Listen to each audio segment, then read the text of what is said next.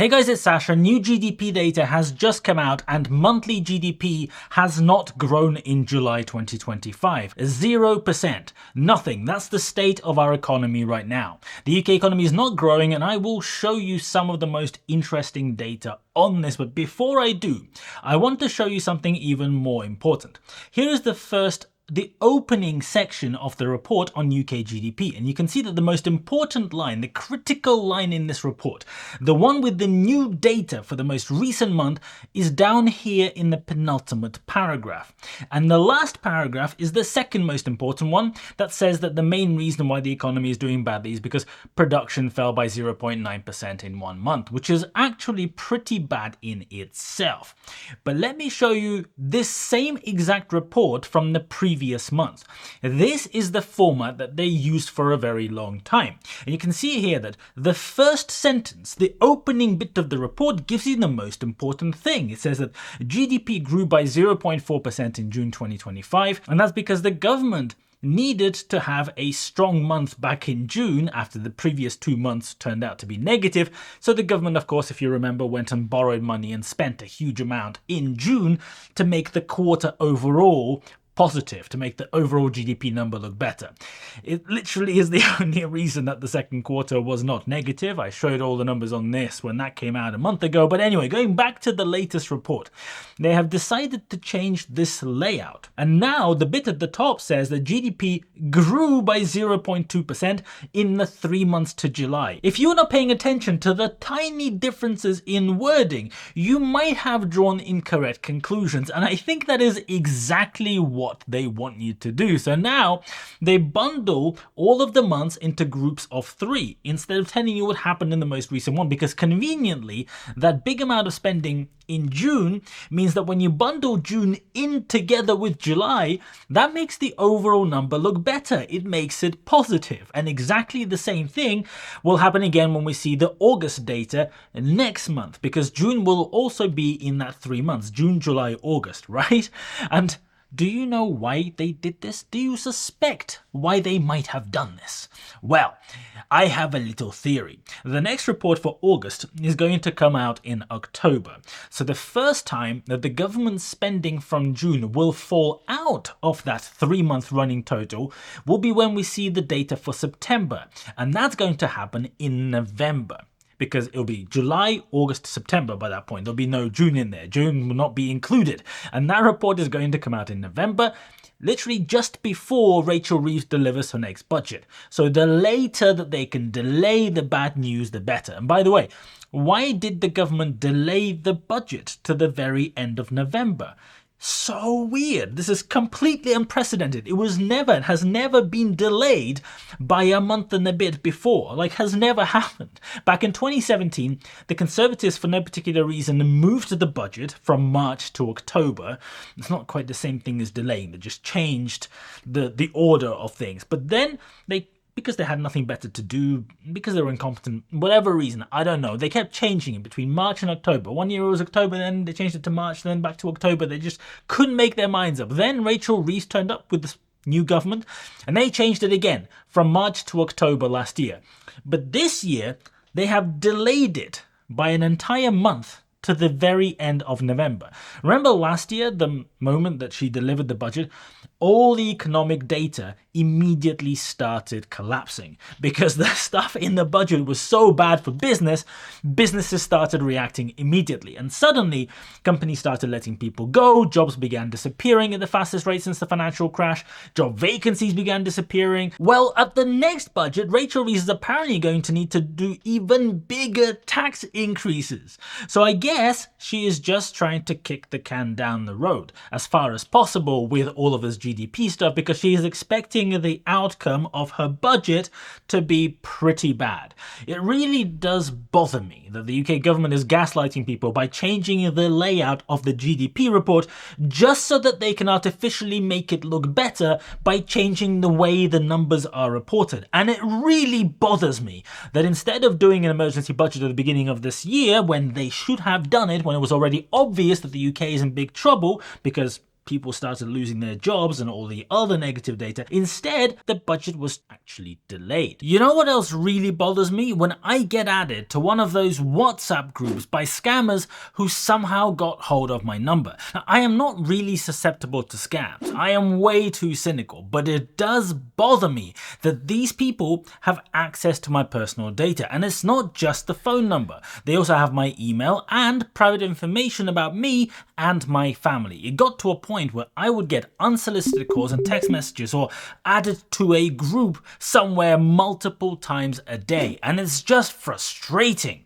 Every time you have your phone buzz with a notification, you're thinking, oh, it's going to be another one of these scams. I'm not even going to check it. If you also hate that sort of thing, then you need to sign up to Incogni, who are the sponsors of today's video. Incogni is a tool that lets you automatically delete all of your private data from data brokers, because that is where all of these scammers get your details from.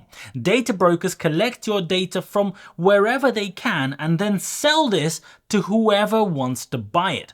But legally, you have the right to request your data to be deleted by these brokers. Incogni can get your data deleted from all of these places in just a few minutes. And you can monitor the progress in your dashboard. Go and click the Incogni link in the description of this video or in the pinned comment. Make sure you use the code SASHAUK, all one word, to get an exclusive 60% off the annual Incogni plan. With this annual plan, Incogni will keep monitoring in case your data shows up again and then delete it immediately if it does. So go and get your 60% off Incogni deal today and enjoy your peace and quiet. So looking at this GDP report has become almost impossible because every bit of data and every graph within this report has been changed to use this new 3-month average. So it's even impossible to compare the stuff from this month to the previous month because the format is completely different, let alone the fact that it is less precise and less accurate.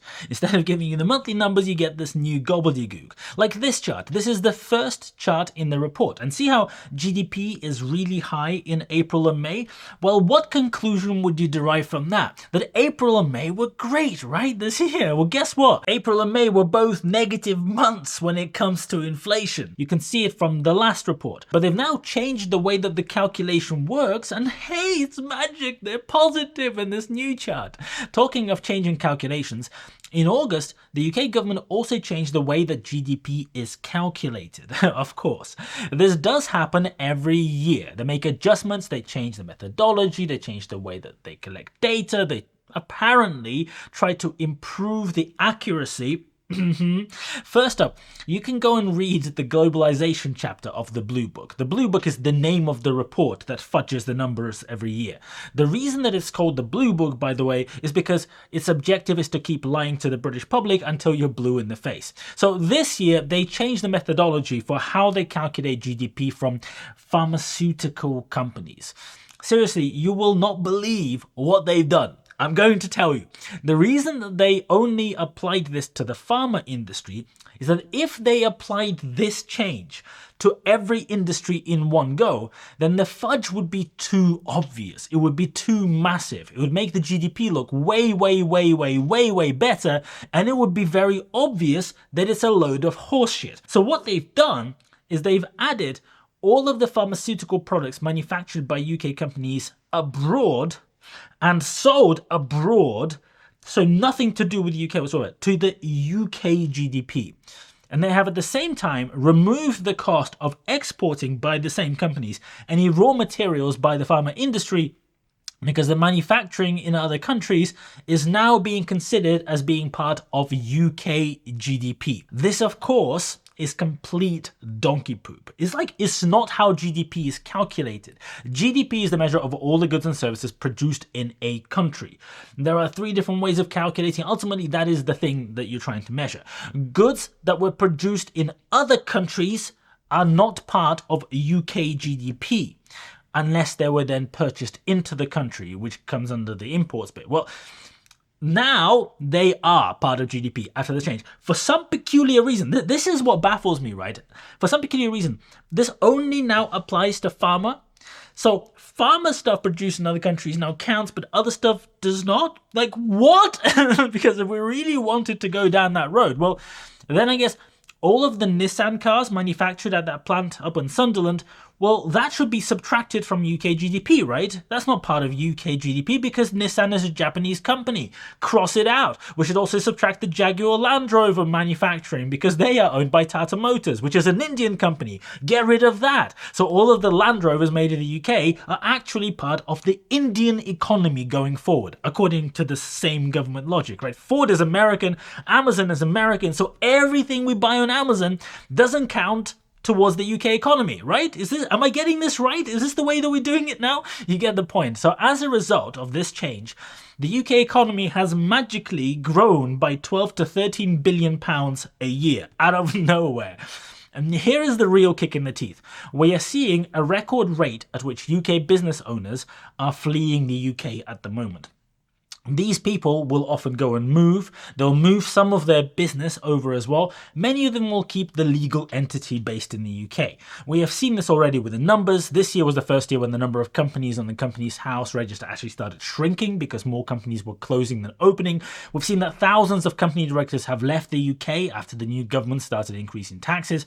But now, the way that the government is going to try to fudge the numbers, because it is already obvious from what just happened, is they can go and add back a little bit more of foreign GDP to make the numbers look better. This year they've chosen pharma. Maybe next year or at the end of this year, whenever they decide, is going to be tech or car companies manufacturing their cars in other countries or whatever. Maybe we should just count the whole of the world's GDP as part of the UK GDP. Why not? Just make up the rules, right? And here is a table of the contributions to GDP from different manufacturing sectors. See this entry right here in the middle that is massively negative at the moment.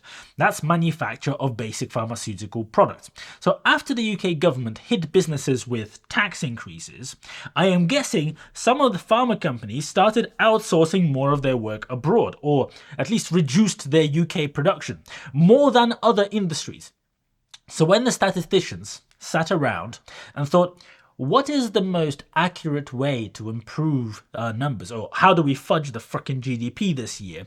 They magically, by complete coincidence, came up with the conclusion that it must be the pharma industry where they should start repatriating foreign GDP to pretend that it is UK GDP. What a coincidence!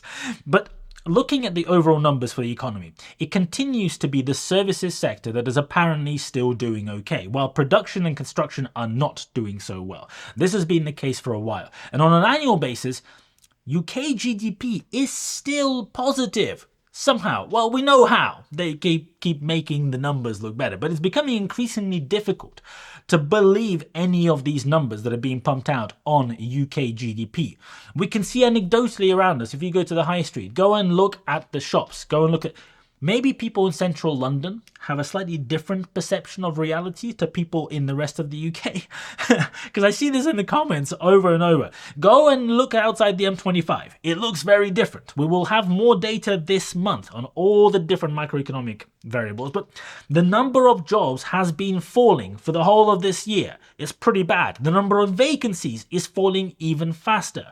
Pubs are going out of business at a rate like we've not seen in a long time. We know the private investment in the UK is going down, while government spending, like there is just no tomorrow, just money flowing. Wages are growing extremely fast on average in the UK, but it's not because times are booming. It's the opposite. And we're still having endless strikes. People are still struggling to make ends meet. They want more money. This week is the turn of the TfL. They're pushing for yet another round of big wage increases. The true workers were offered apparently 3.4% as a pay increase, but they decided that's not enough. It needs to be bigger. And at the same time, they also want to work fewer hours, down from 35 to 32 hours a week. So a big pay increases for working 10% less time.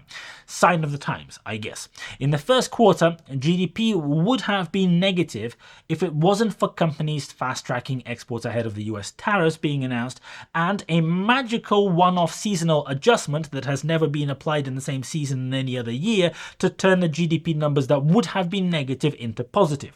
In the second quarter of this year, GDP was only positive because the UK government spent a load of money in the last month of the quarter to make the overall number look better and make it positive. Now we have another quarter. We are in Q3 right now. And the first month that was reported within this quarter is at 0. This month that we're in actually right now, September, is the last month of the third quarter. So I am guessing right about now, the UK government is busy implementing their latest strategy, to fake it until you make it. Unfortunately, we have to wait a couple of months to see the data on exactly what they did to do that. So make sure you subscribe to this channel to get all of the updates on the UK economy and all of this fudging of the numbers and what's happening in the country. Make sure you go and watch the videos as stuff comes out. Remember, go and get your 60% discount from Ecogni, the sponsors of today's video. Thank you so much to them. Seriously, go and check them out. Click the link in the description below. Thank you so much for watching, and I'll see you later.